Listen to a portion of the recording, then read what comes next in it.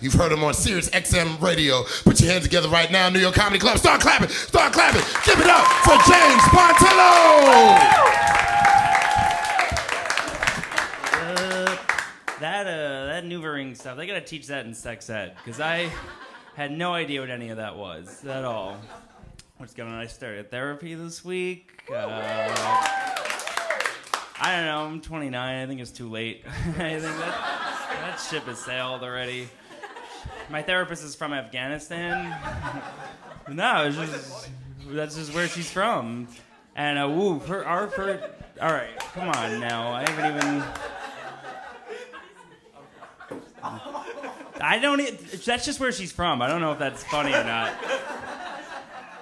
Our first session, she went off. She's telling me all this shit about her life.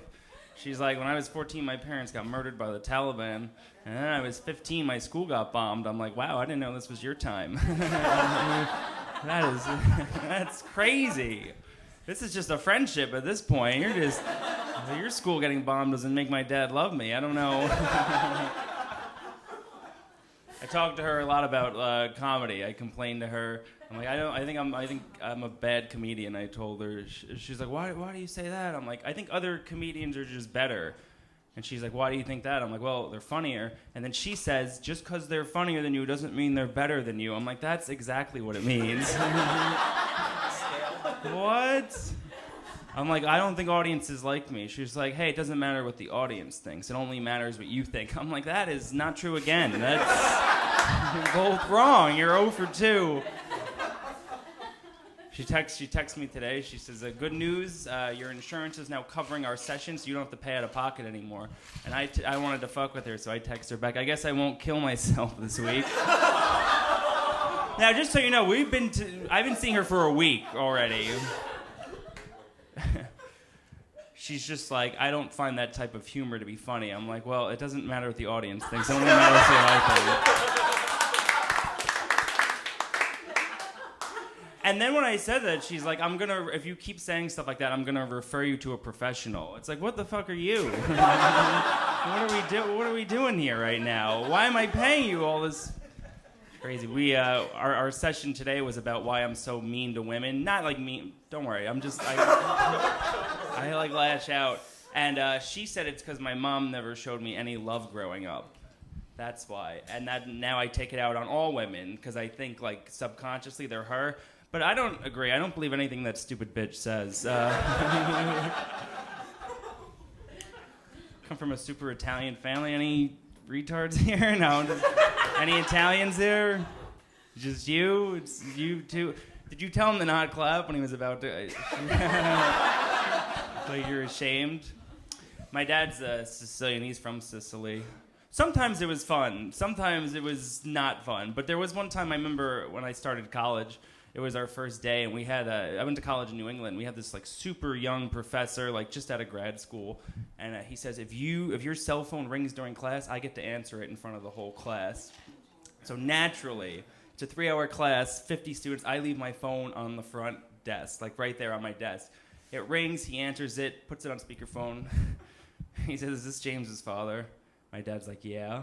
He's like, well, he's not supposed to have his cell phone on in class, so you can't talk to him right now, but you could talk to me. And then just without hesitation, you just hear, look, I don't know who you are, but you put my fucking son on the phone.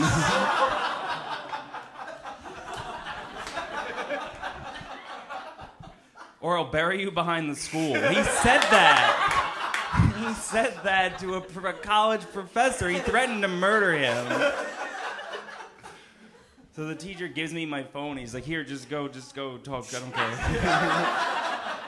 I go in the hall. At this point, everyone's rattled. Everyone's like terrified. Like the students, the teacher, me. I'm like, what do you want? He's like, guess who the Mets just signed?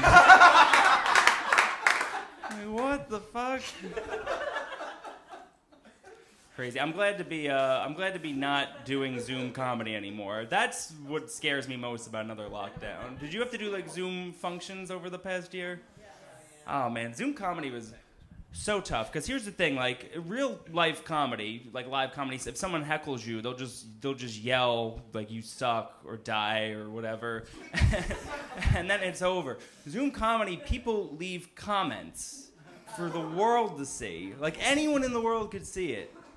On my first Zoom show, I was doing so bad, and right in the middle of my set, someone just comments, "That guy looks like he vapes breast milk."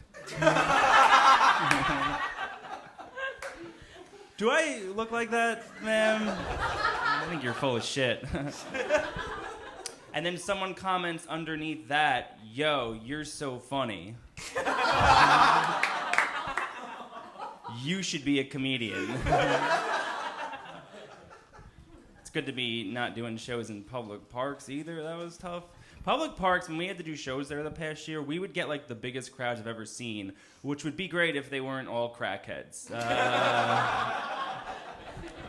It would just be... And here's the thing, I don't care on a personal level, crackheads do not laugh at anything. And I figured it out why. I think it's because even my best joke, nowhere near as good as crack. Like, no one's ever come up to me after a park show like, "Yo, you got any more jokes?" I'll suck your dick for some jokes. Oh, shit. I'll end on this. This booker in Atlanta last year told me I have to do more crowd work. Can I try with you, sir?